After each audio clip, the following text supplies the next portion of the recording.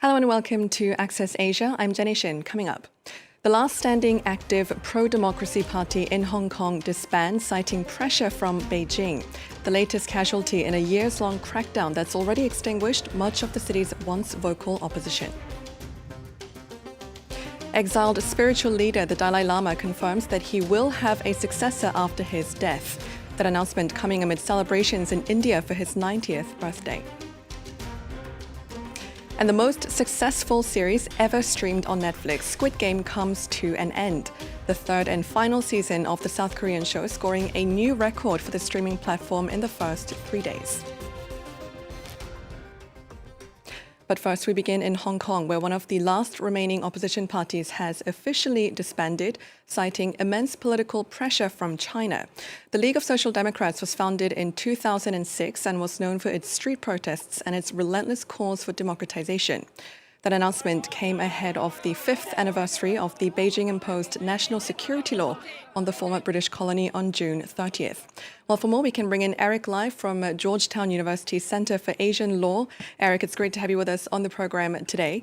So the last functioning pro-democracy party disbanding, is that effectively the end of Hong Kong's democracy movement, or is that ember, so to speak, still alive?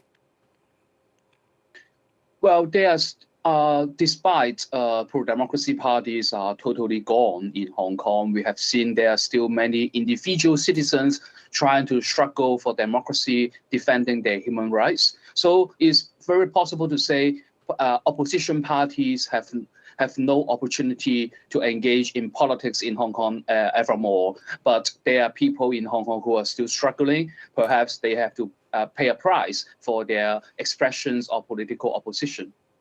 So do you think China will then be seeing this, as a victory, and what more can we expect from Beijing in the coming months and years to come? The disbandment of the League of Social Democrats was heard just before the anniversary of Hong Kong's handover to China and the anniversary of the national security laws enactment. So for Beijing and Hong Kong governments, it seems the results they were happy to see. But in the future, we have seen both Hong Kong and Chinese government will continue cracking down on the dissent and to tighten up the civic space in Hong Kong. As we have seen in the past few days, they have introduced numerous new executive means to try to tighten up controlling the society. Then can we say then it's no longer safe to actually run a political party in Hong Kong, seeing as political rights are almost non-existent now on the island? It's very, very difficult to run a political party unless you become fully so-called patriotic, fully compliant to the Hong Kong government's policies, or to be fully aligned with Beijing's governance over Hong Kong. In the past 5 years since the national security law was enacted, more than 100 pro-democracy trade unions, human rights organizations, and other pro-democracy parties have been disbanded already.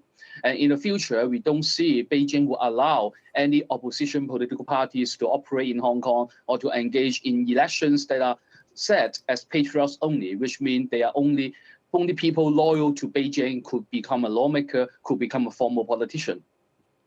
Now, the authorities say, the national security law was needed in order to restore order after a year of protests in 2019. Of course, critics say it's been used to dismantle the political opposition 5 years on. But did the democratic movement ever stand a chance in winning against China? We have to wait and see in the long run. In the short term, after 5 years of the national security enactment, the government's so-called restoration of stability or order in Hong Kong only means the whole city is as silent as like a graveyard. But in the future, we have to see where the seeds of democracy, seeds of human rights are remaining people. Especially, we have so many political prisoners in Hong Kong, and people inside and outside Hong Kong, including our beloved friends in the liberal democracy, are still voicing support for them. So as you just mentioned, the majority of Hong Kong's political opposition today have either fled the territory or have been detained. Can you tell us more about them? We have more than 300 activists, human rights defenders, and leaders of opposition parties being arrested. Many of them were jailed. They are still serving jail sentences, and some of them have been in exile since 2020. And we have seen there are growing Hong Kong diaspora struggling for democracy and human rights for the people in Hong Kong while they are in exile. And at the same time, we have seen political prisoners in Hong Kong are still remaining resilient when they did not give up their belief and their will. And some of them are still willing to fight their case in the courtroom. And we will have many appeal cases in the courtroom later on. And there are still political prisoners like Jimmy Lai or Chow Han Tong having their trial undone. So we can continue to observe, and we shall continue to support them. Eric, it's been really great to chat to you. Thank you so much for your time today. Exiled spiritual leader, the Dalai Lama, says the Tibetan Buddhist institution will continue after his death. This following much speculation over whether the 600-year-old tradition will end with him. Meanwhile, festivities are taking place to mark his milestone 90th birthday on July the 6th. And for more on that, France 24's Jennifer Ben-Brahim joins me now on set. Hi, Jenny. Hi, Jenny. So the celebrations are taking place in India, where the Dalai Lama has been in exile for the last 75 years. Tell us more. That's right. There's more than 7,000 people in attendance, including a number of Indian ministers, to celebrate this very important anniversary. Some Hollywood star power as well, in the form of Richard Gere, who's been a long-time follower of the Dalai Lama. Now, the 14th Dalai Lama, who's in fact called Tenzin Gyatso, was born to a farming family back in 1935, and at just 2 years old, was selected as a reincarnation of the past leader. Now, in his early 20s, he was in fact forced to flee Tibet to India as Chinese troops crushed an attempted uprising in his home country. Now, he was actually followed into exile by about 80,000 Tibetans, and since then he's been really seen as not just a very spiritual leader, but just also a global icon for peace. So much so that he was in fact awarded the Nobel Peace Prize in 1989 for his consistent opposition to the use of violence when dealing with Tibetan self-rule. And as we mentioned earlier, the Dalai Lama used these celebrations to hint at his succession as well. That's right. He has, for the last few years, discussed this topic, even saying that his successor could be a girl, or even there could not even be a successor after he passes away. But in a video that he released at the start of the 15th Tibetan Religious Conference, which in fact coincides with these birthday celebrations, he said that the tradition would continue. So let's take a quick listen to a snippet of that speech. In accordance with all these requests by my devotees and students regarding my reincarnation, I am affirming that the institution of the Dalai Lama will continue. I hereby reiterate that the Gaden Podrang Trust has sole authority to recognize the future reincarnation. No one else has any such authority to interfere in this matter. So some important points to take away from his message include that the next Dalai Lama can only be selected by the Gaden Phodrang Trust. Now, that's a non-profit organization that the Dalai Lama set up himself, and it's actually responsible for preserving and supporting Tibetan culture and its community. The Dalai Lama also said that his reincarnation could be born anywhere around the world except for in China. And that is something that he reiterated in a book that he released just this year called Voice for the Voiceless, which goes over his 75 years as the Dalai Lama. Now, the Dalai Lama's message affirming the continuation of the institution has been, of course, welcomed by its followers, but it's ruffled some feathers in Beijing.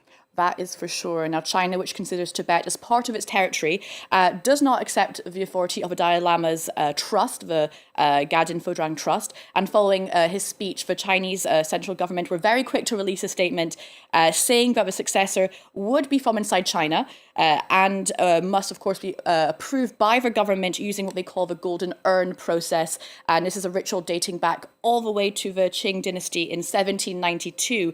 The Dalai Lama has, over the years, said unequivocally that he rejects any use of a Golden Urn process, saying that it lacks any spiritual quality.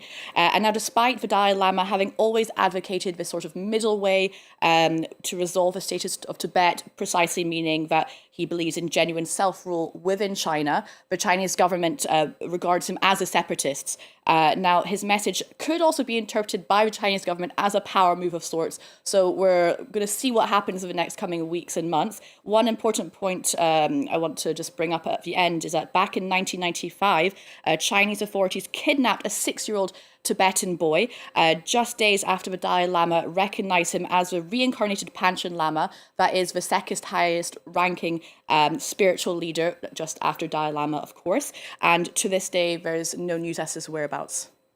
All right, Jenny, thank you very much for that.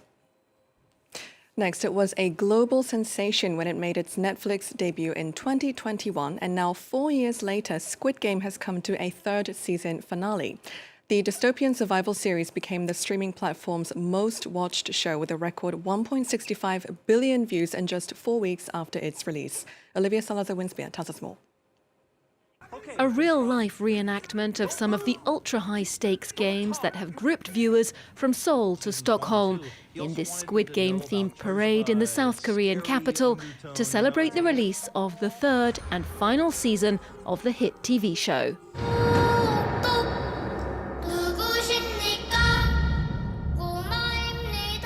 잠시 후 게임을 시작하겠습니다.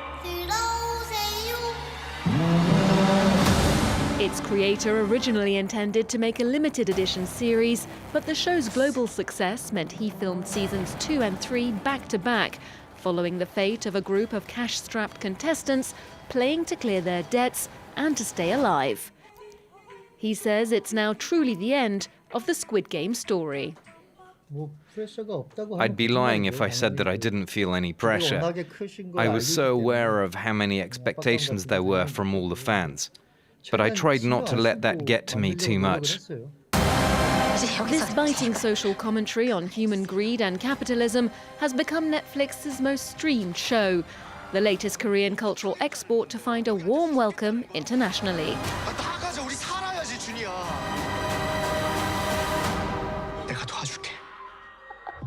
유산이라고 할 것까지는 잘 모르겠지만은 꽤 많은 의미를 I think it has great meaning for Korea.